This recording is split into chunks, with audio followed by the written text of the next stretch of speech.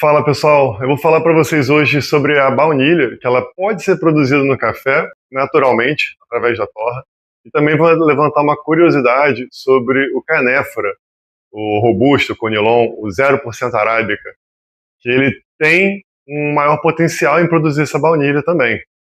Para quem não sabe, a molécula que traz o cheiro da baunilha, a famosa que a gente conhece, a que vem da orquídea, né? Ela é chamada de vanilina. E assim também como a cafeína não é exclusividade do café, você pode encontrar em chá, chocolate, guaraná, a vanilina ela não é exclusividade dessa orquídea e você também pode encontrar essa nota em outros produtos, que é o caso do café. Por isso que se você tem um bom café, e o que eu quero dizer com isso? É um café que não tem defeitos que vão atrapalhar você sentir notas que foram produzidas, você pode sentir nota de baunilha. E para você chegar nesse componente, você tem que torrar o café. Você não tem a vanilina no café cru. E o mais incrível é que a gente tem duas formas de chegar lá. Então a gente tem como produzir a vanilina através da pirólise do ácido clorogênico ou então da lignina. E elas são vias totalmente independentes. Elas são formas diferentes de chegar numa mesma molécula final. Vamos começar falando do ácido clorogênico, que ele já é muito mais conhecido no mundo dos cafés especiais, no mundo da torra. Ele é uma defesa para frutas e vegetais ao longo do crescimento da planta. E para a gente, ele é muito saudável também, porque ele é rico em antioxidante. Então, a indústria, ela já percebeu isso, então ela usa muito o café cru, o café antes de torrar, para extrair esses ácidos clorogênicos, e também eles usam muito café verde, o café que não amadureceu, que para o café especial é ruim. Eles também usam porque é rico em ácido clorogênico, é cheio de antioxidante, que é saudável. Então, a indústria da beleza, da saúde usa muito, mas no café, que é rico em ácido clorogênico, ele traz a distringência. A distringência é aquela nota de banana verde, o caqui quando não está muito bom, e que resulta também num amargor meio herbal. Para quem toma muito café, aquele café meio cru, a gente sabe bem do que a gente está falando. Lembra um pouco chá de boldo, talvez. E no meio disso tudo, a gente está quebrando o ácido clorogênico, transformando em ácido químico e cafeico. O cafeico, os dois eles vão estar prioritariamente se transformando em sabores amargos, mas o cafeico, ele é um precursor, então ele pode formar o ácido ferúlico, que ele pode formar a vanilina. Se a gente passar, a gente vai para a nota de queimado. Então é aquele momento que você tem que fazer um equilíbrio para tirar a astringência, não queimar, e no meio daquilo pode ser que você consiga notas como a da vanilina, que é super importante. Então é daí que pode vir a nota de baunilha através da pirólise do ácido clorogênico durante a torra de café. A gente vai falar mais do ácido cafeico e do ferúlico já já. E outra forma de chegar na vanilina é usando a lignina, que faz parte da estrutura do café junto com a celulose e com a hemicelulose. Inclusive, grande parte da vanilina industrial ela vai vir de casca de árvore ou de resíduo da indústria de celulose. Tem até indústria que já usa resíduo de café solúvel para extrair a vanilina dele. Ela é muito usada em cosmético e alimento que a gente já tem no dia a dia. Então, apesar da gente fazer parte desse consumo, a gente nem sabe, não faz ideia de como que aquela nota aromática chega no nosso produto. E é também pela pirólise da lignina, e depois pela oxidação, que você pode chegar no ácido ferúlico. E esse ácido ferúlico, que eu falei no ácido clorogênico, ele também é o que traz a nota de vanilina, no caso da lignina, na verdade ele pode se transformar em outros componentes, incluindo o guaiacol e o vinil guaiacol. O guaiacol ele vai trazer nota de defumado, nota já mais de queimado, e o vinil guaiacol, ele pode trazer nota de cravo e também pode trazer nota de medicinal. Então, entre outros produtos que você vai ter ali, a gente começa a entender como que é importante encontrar esse balanço. A gente mira em um objetivo, às vezes acaba chegando em outro. Só uma curiosidade, a indústria do suco de laranja passou por um problema que estavam sentindo notas de cravo no suco de laranja, o que não é esperado, então é indesejado. E o pessoal não conseguia entender de onde vinha. Era a indústria que era suco pasteurizado e que tinha muito tempo de prateleira. Com o tempo foram descobrindo que era o vinil guaiacol que era produzido e ele traz essa característica de cravo que alguns consumidores pegavam. Não sei como resolveram isso, mas é só uma curiosidade. E o canefra, que eu comecei falando sobre isso, né? Onde que ele vai entrar nessa história toda? O canefra possui quase o dobro de clorogênio e de lignina do que o arábica. Então, pelo menos teoricamente, ele tem um maior potencial em produzir essa molécula da vanilina. E realmente, quando a gente fala em canefra especial, cada vez mais a baunilha é uma nota sensorial que tem aparecido. E também, olha que curioso, a gente falou do ácido ferúlico, que produz o vinil guaiacol, também uma nota muito comum no canefra é cravo. Especiarias em geral, né? Porque aí vem da memória sensorial de cada um e a interpretação pode diferenciar um pouco.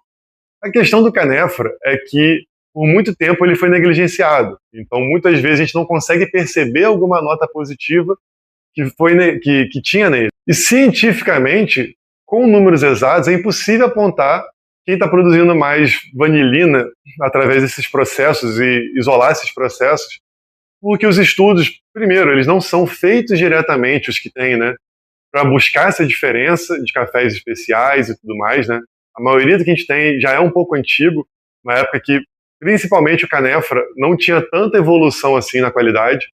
Então isso aí pode dar um resultado que confunde. E também porque a gente já sabe que o pós-colheita, o processo que a gente faz, pode influenciar não só na percepção, mas também na forma que é produzido aquele ácido ferúlico e no que ele pode resultar. Então hoje, quando a gente fala em teste para medir isso e ter um valor do que seria maior e tal, a verdade é que a gente tem que fazer diversos testes para cada processo, para região, para variedade de café, para formas de torrar. Então, assim, é uma coisa quase infinita. Mas é óbvio que dá para trabalhar e ter muito mais resposta futuramente disso. Só que o que a gente vê hoje na prática é cada vez mais uma valorização de canéforas. Que a gente está melhorando o processo de cultivo, de pós-colheita e até de torra. E é claro, por que não essa questão da vanilina ser uma das questões de estar ajudando a crescer tanto os canéfras hoje em dia. E agora, falando da torre em si, é aquele velho dilema do equilíbrio, que, como já falei, a gente tem que torrar para tirar a astringência, só que quanto mais a gente vai torrando para diminuir a astringência, vai perdendo acidez também, aquela velha história, a gente vai aumentando as notas de amargor. Então a gente tem que chegar num balanço que tire, você começa a cruzar os dois, né? Então, se você chega num ponto que você começa a produzir amargor, mas não muito, mas está muito adstringente, no final vai estar muito amargo e não vai ter sabor positivo de nada. Então é saber onde parar e, como eu falei, é um pouco tentativa e erro, mas uma tentativa e erro consciente, e a gente consegue chegar no ponto de produzir algumas notas específicas. A questão da vanilina é que ela é uma nota que precisa de muita energia. Então, para quem já é bom entendedor, já sabe que é aqui, ou quem já entendeu isso em casa, torrando ali, um bom observador, já percebeu que a vanilina, ela geralmente chega à baunilha quando você está num café mais torrado ali. Por exemplo, eu estava conversando com o Lucas Venturim, que é um dos grandes responsáveis aí por essa valorização moderna do canéfora, e ele estava comentando que, em um caso, ele achou muita vanilina e ele observou que era uma torra feita por uma máquina superautomática. Quem entende sabe que é uma máquina que ela precisa, ela aceita torras mais intensas porque ela não extrai tanto. Então, ele tinha feito uma torra autossuficiente para ficar bom na máquina. Ela não pegava tanto a nota de queimado, mas ela extraía muito bem essa nota de vanilina. Se fosse provar de outras formas em outras máquinas, talvez o queimado ficasse prevalecendo um pouquinho sobre a vanilina. O ponto é que realmente a vanilina muitas vezes está associada a uma nota junto com algumas notas um pouquinho mais torrada. E é claro que a gente tem que lembrar o seguinte: o café ele envolve muitos outros voláteis precursores de aroma e ele envolve sensação. Então, é muito sobre, algumas vezes, nem a própria vanilina que está causando aquela sensação da baunilha. Então, vão ter cafés que eles vão ter uma tendência de formar a baunilha até mesmo antes de vir a nota de queimado. Então, geralmente vão ser cafés super valorizados. E vai ter café, mesmo não produzindo a baunilha, talvez você sinta aquela sensação por causa de outros aromas que, misturando tudo aquilo, vai te trazer aquela memória sensorial. Como eu disse também, que muitas vezes a gente produz algum aroma, só que tem outros aromas ali que eles vão sobressair sobre aquilo que a gente produziu e aí ficar mascarando. Enfim, né? É o equilíbrio da torra, é o dilema da torra, a gente não consegue produzir tudo em uma torra só. Mais uma vez o Lucas Venturini, né, ele até falou, fazer blends de torra, às vezes é uma solução, né? Tem que entender o que você produziu em uma, que não consegue produzir na outra, mas você quer juntar. Quem sabe é uma solução muito boa. E é isso, né? É a gente entender que o café ele tem uma complexidade que foge não é que foge do nosso controle, né? Mas a gente não pode manipular isoladamente algumas reações. Então até deixo a pergunta aí para vocês, se vocês costumam também ver vanilina em café que está muito torrado, tá aquele limite da onde a gente consegue aceitar do sobre torrado, né? A nota de cravo também, se vocês observam mais em arábica e em canéfora, para a galera que está torrando aí, com muito cuidado de canéforas, né, que merecem esse cuidado todo. E aí gostaria de saber até da opinião de vocês também, o que vocês vêm achando com isso, que é assim que a gente vai desenvolvendo o conhecimento, né? Então é isso, né? A ciência está aí, ela ajuda a mostrar muita coisa numericamente para a gente, só que a prática é super importante, porque muitas das coisas que aparecem em números, elas talvez não apareçam na mesa, né? Na prova, na xícara. Então a gente tem que conseguir fazer essa junção, né? Quanto mais informações a gente consegue científicas, elas ajudam a estimular a gente a buscar.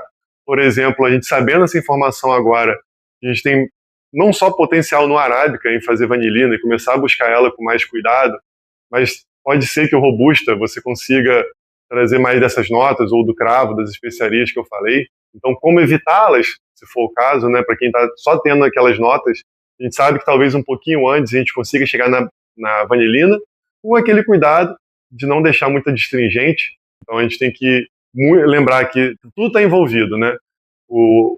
A produção do café, o pós-colheita, a torra e o preparo também. A gente não pode esquecer, dependendo, a gente pode estar mascarando tudo no preparo, usando uma água inadequada e por aí vai, né?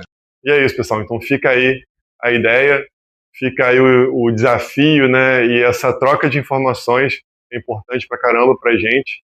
E a gente ainda está desenvolvendo muito do café. Eu acho que talvez a torra seja onde a gente menos está desenvolvido, né? E quanto mais a gente conversar sobre isso, quanto mais a gente traz dados relevantes, né? Não é dado que eu achei ou que eu queria chegar nele, mas dados relevantes que a gente consiga trazer, a gente agrega, todo mundo aprende e cada vez mais a gente vai melhorando o nível, né? E é isso, galera. Baunilha no café é real e vamos correr atrás dela. Boa pra caramba. Valeu.